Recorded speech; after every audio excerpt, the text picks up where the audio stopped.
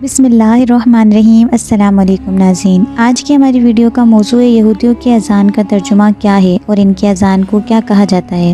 ناظرین، آپ لوگ جانتے ہی ہوں گے کہ یہودیوں کی اذان مسلمانوں کی اذان سے مختلف ہوتی ہے، اور آج کی ویڈیو میں آپ کو معلوم ہوگا کہ آخر یہودیوں کی اذان میں ایسا کیا ہے۔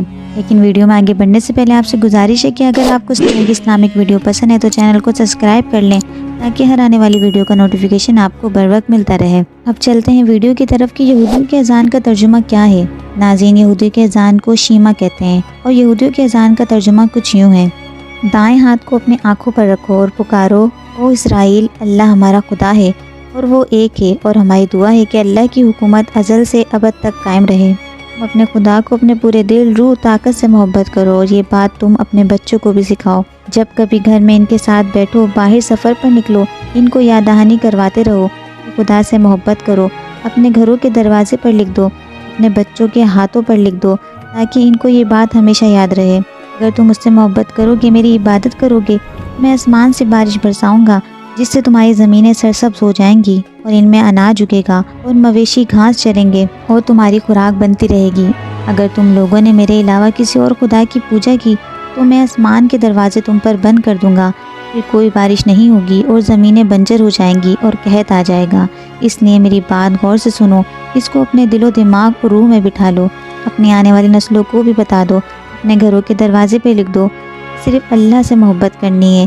اگر تم نے ایسا کیا تو تم اور تمہاری اولاد دنیا پر راج کریں گے، اور اللہ ان پر آسمان کے دروازے کھول دے گا۔ اللہ نے موسیٰ علیہ السلام سے کہا: بنی اسرائیل سے کہو یہ اپنے کپڑوں پر کناریاں بنوائیں اور اس کے ساتھ نیلے رنگ کا دھاگا لگا لیں، ان کناریوں پر اللہ کے احکام لکھوا کر رکھیں تاکہ یہ ہر وقت ان کو دیکھتے رہیں اور گمراہ نہ ہوں۔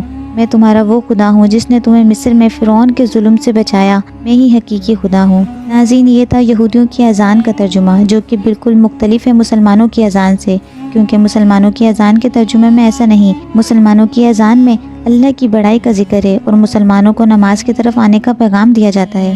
مسلمانوں کی اذان کا ترجمہ اس طرح ہے کہ اللہ سب سے بڑا ہے، اللہ سب سے بڑا ہے، میں گواہی دیتا ہوں کہ اللہ کے سوا کوئی معبود نہیں، میں گواہی دیتا ہوں کہ اللہ کے سوا کوئی معبود نہیں، میں گواہی دیتا ہوں کہ محمد صلی اللہ علیہ وآلہ وسلم اللہ کے رسول ہیں، میں گواہی دیتا ہوں کہ حضرت محمد صلی اللہ علیہ وآلہ وسلم اللہ کے رسول ہیں۔ نماز کی طرف آؤ، نماز کی طرف آؤ، کامیابی کی طرف آؤ، کامیابی کی طرف آؤ۔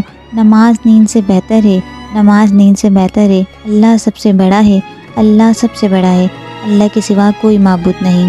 ناظرین، یہ مسلمانوں کی اذان کا ترجمہ ہے جو یہودیوں کی اذان سے بالکل مختلف ہے۔ آج کے لیے اتنا ہی۔ اللہ رب العزت سے دعا ہے کہ وہ ہم سب کو نمازوں کی فکر کرنے والا بنائے اور 5 وقت کی نماز پڑھنے کی توفیق عطا فرمائے، آمین۔ ویڈیو اچھی لگے تو اس کو لائک اور شیئر ضرور کیجیے گا، اور کمنٹ میں اپنی رائے کا اظہار بھی کیجیے گا۔ پھر ملیں گے ایک اور معلوماتی ویڈیو کے ساتھ۔ اپنا بہت خیال رکھیے گا۔ اللہ حافظ۔